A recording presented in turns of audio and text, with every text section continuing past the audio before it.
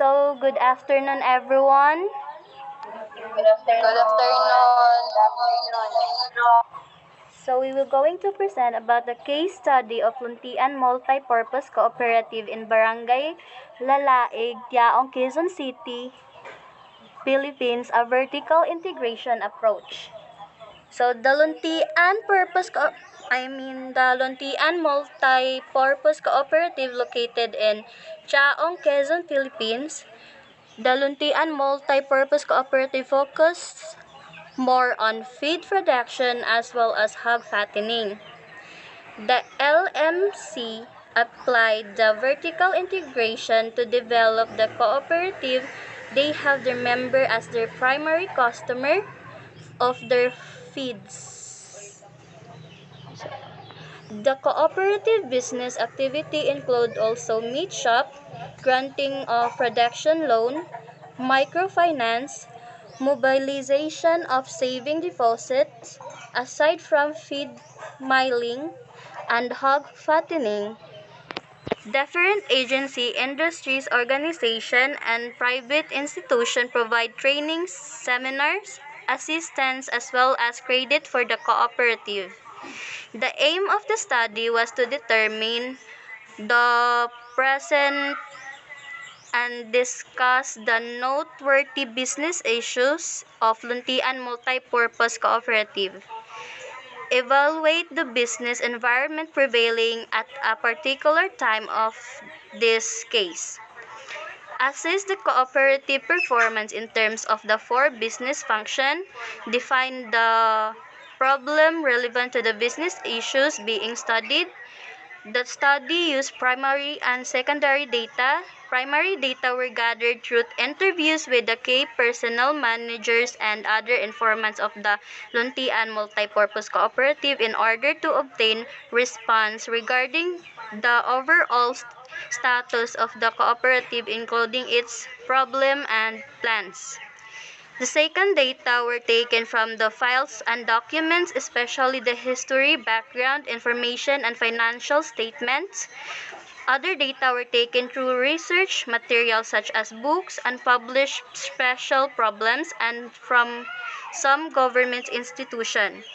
The recommendation of this research showed that Luntian MPC should engage in establishing a commonwealth farm as to become the primary source of hybrid piglets, and their member would rise, and the alternative solution was establish a breeding farm that would ask for initial investment.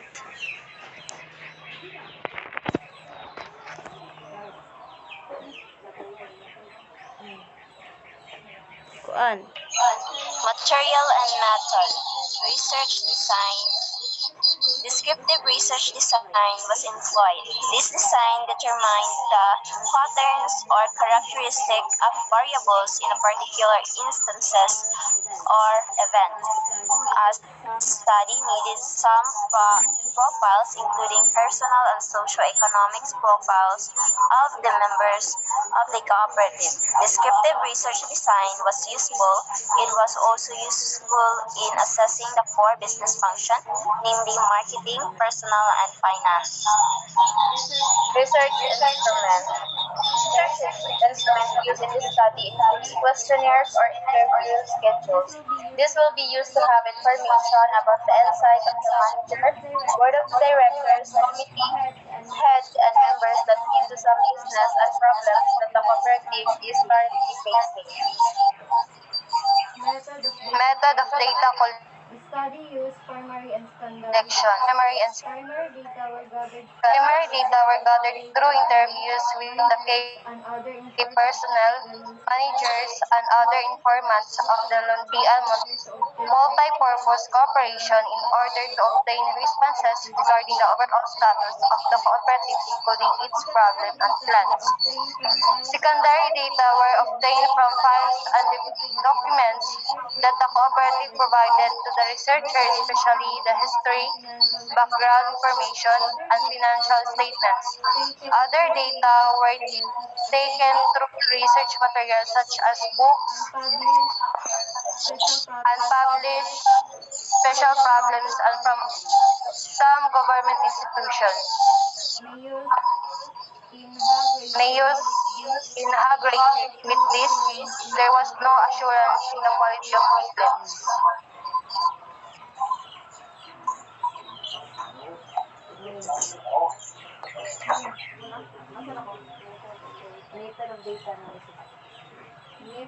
Method of data analysis. The four of areas of management we are evaluated at analysis to determine of the mind of problems of the cooperative. Slot analysis was also done at present of company, the strength and weakness of opportunities, and strength that data was analysis that to come up we are at all alternative strategies that we are used in the discussions, the making tools. The financials returns we are used in analyzing the financial institution of the company to determine the inequality, the solvency and the profit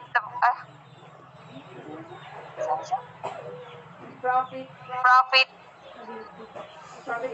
profitability of the company's operation as financial returns we are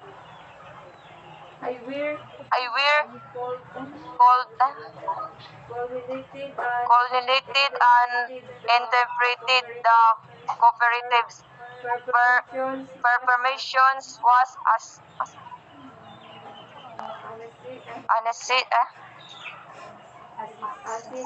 assessed secondary data source and information regarding the firms and environment we are analysis using the macro and micro movement analysis.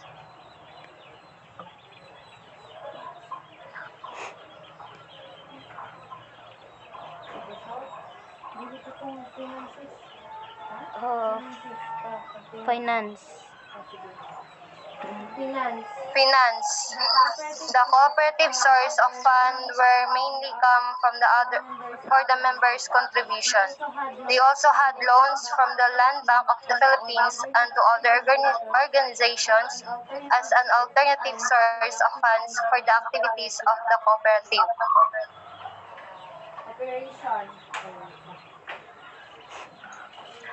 Operation. Luntian Center and some part of Region 4 need to increase their production of feeds. Feed mill plant and warehouse of the cooperative was not enough to accommodate the number of bags of feeds that they need to produce every day. In hog fattening operation, the cooperative experienced problems in members who failed to report regularly in the office, especially those members who have filed loans in feeds that was supposed to be payable after 4 months. So in personnel, the cooperative now experiencing about 40% members that were not attending meetings or general assemblies that was done quarterly.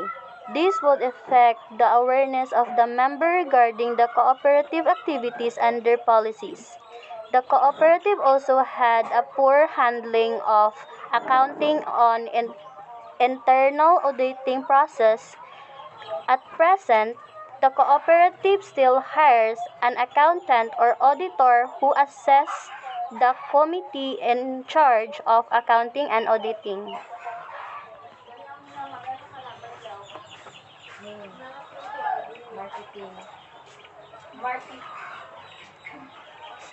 Marketing. The cooperative did not have its own branding form to become the sources for piglets that the member may use in hog racing.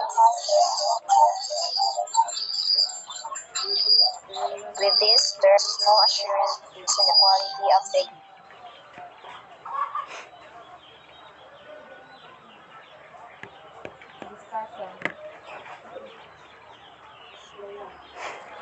So the alternative were developed by matching the strength, weakness, opportunities, and threats in the SWOT matrix.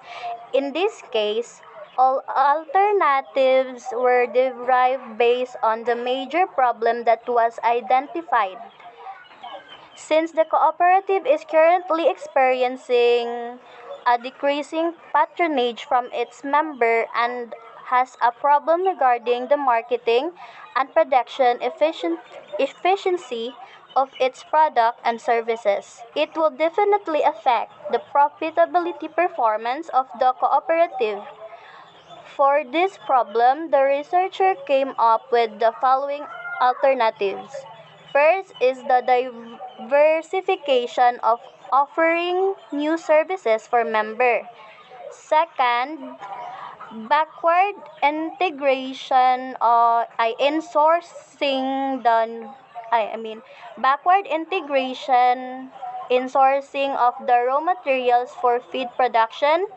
Third, aggressive market penetration, and lastly, establishment of commonwealth farm to become the primary source of hybrid piglets.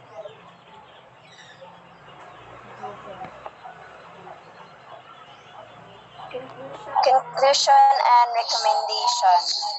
Preference was used to evaluate each alternative given to come up with a recommended strategy for the problem of the cooperative regarding the inefficiency of production and marketing operations, especially in their hog raising.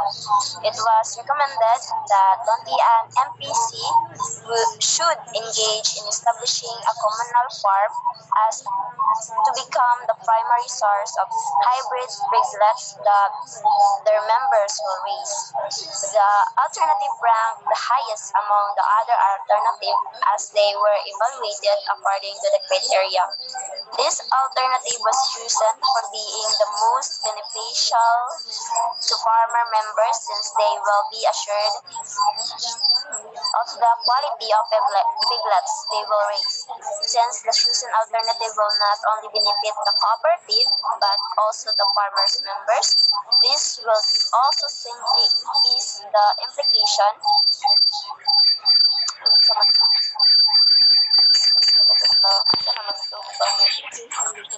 because of the support from the members in terms of its cost.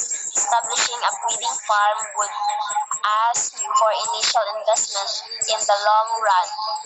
This will help address their problem. A selected alternative, which is to establish the cooperative's own communal or breeding farm, become unviable. Multi-purpose cooperative may implement that alternative. One, which is offering new services such as giving of cash loans for members and engaging to business that is related to rice farming. This alternative could help other members to engage in inactive members engaging in other business. Thus, will help to increase patronage for the cooperatives.